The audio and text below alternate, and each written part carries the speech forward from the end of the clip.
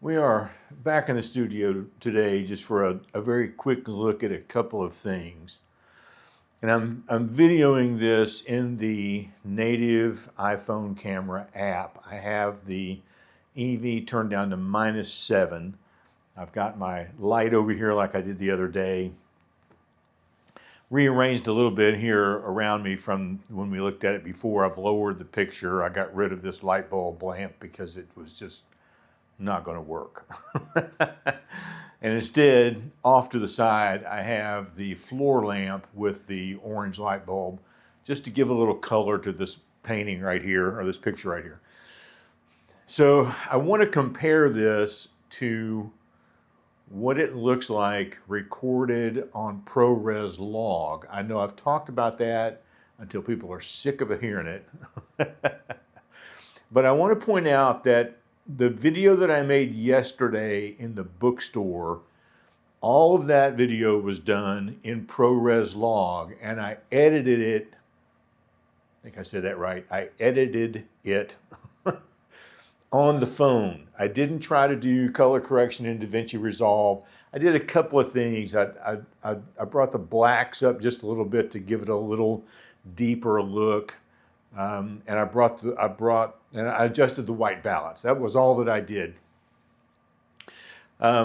So today I'm doing this part of the video in the native camera app.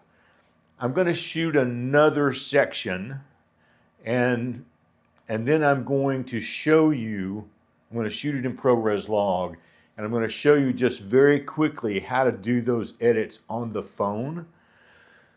Keeping in mind that if you try to airdrop them to the computer, it's not going to work. The files are going to be way too big. So if you're going to do ProRes log and you want to do something similar to what I'm fixing to show you, you will need an external hard drive. So I'll have to put that video over on my Samsung T7, I think it's a Samsung, my T7 hard drive, and then transfer it to the computer.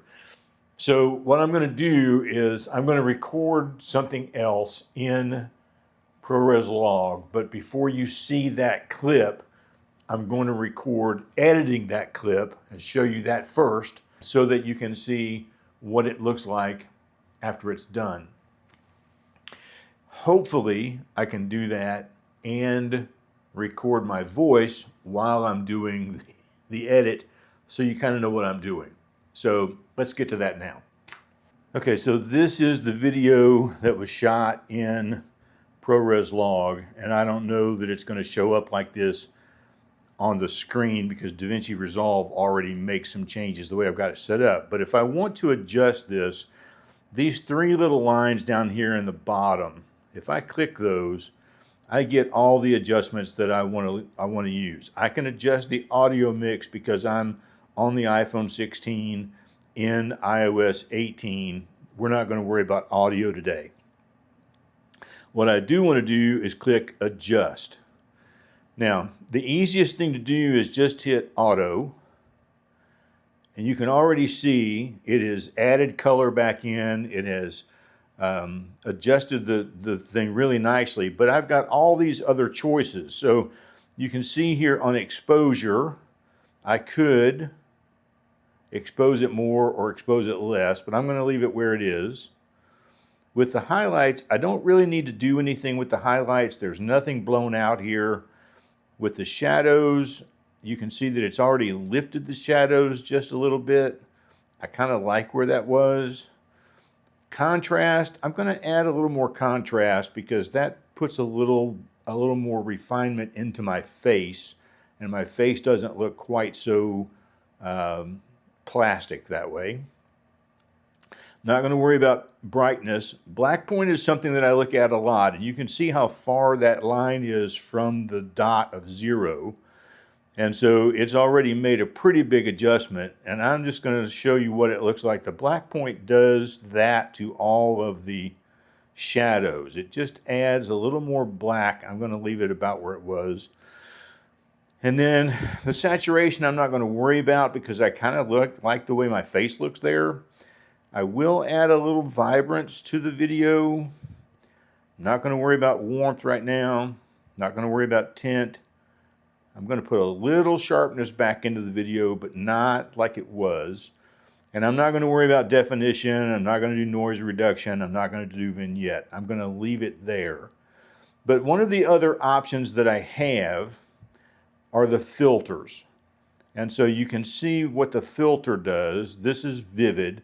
You see how that blows my face out, where it takes all the definition out of my face. I know I don't want that. Vivid warm, vivid cool, dramatic. That really looks way too green to me. Vivid or dramatic warm, dramatic cool.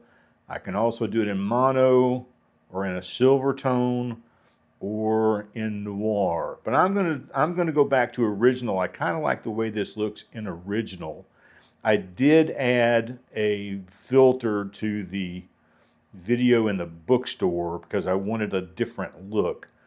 But I'm just going to click done up here at the top. And that video has now been adjusted. Now I may still have to do some adjusting in DaVinci Resolve, but I've got it back kind of where I want it. Okay. Now, if I had 9 or 10 different clips, I can just come up here and click copy the edits. And I've only done adjustments. I have not done any filters, so you're only going to see one thing, and I would just hit copy.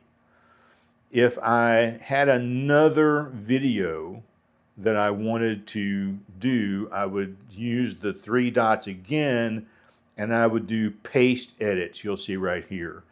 So I could edit one clip and then just select all the other clips, paste the edits, all the editing is done.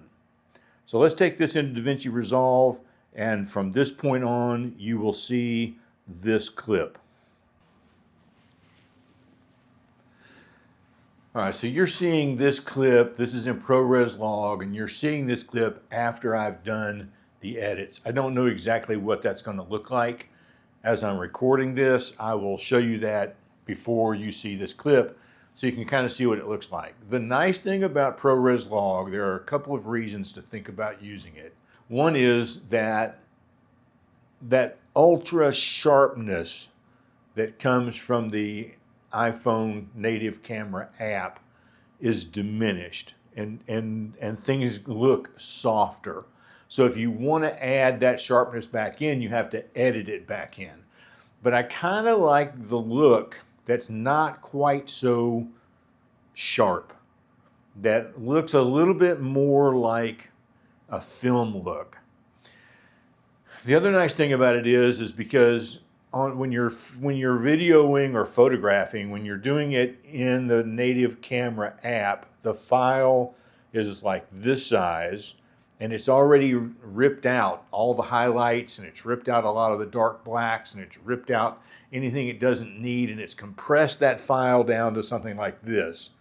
But when you shoot in ProRes Log, you're going to get a file that looks like this because all that data is still there. So you can make much better adjustments to the video. The problem is if you get it wrong, it doesn't look good. And I have gotten it wrong many more times than I've gotten it right trying to do it in DaVinci Resolve. So I decided that in the video yesterday, I decided that I would try to do it on the phone like this. You can let me know in the comments if you like the way this looks. I've adjusted the color tones. It's going to look much different than the native camera app. Or if you like the native camera app better, you can let me know. It's not going to make any difference to me about what I do in the future. But it would be kind of nice to hear from you your thoughts about this process and whether it's something that you would do yourself. I will see you in the comments, and I'll see you tomorrow.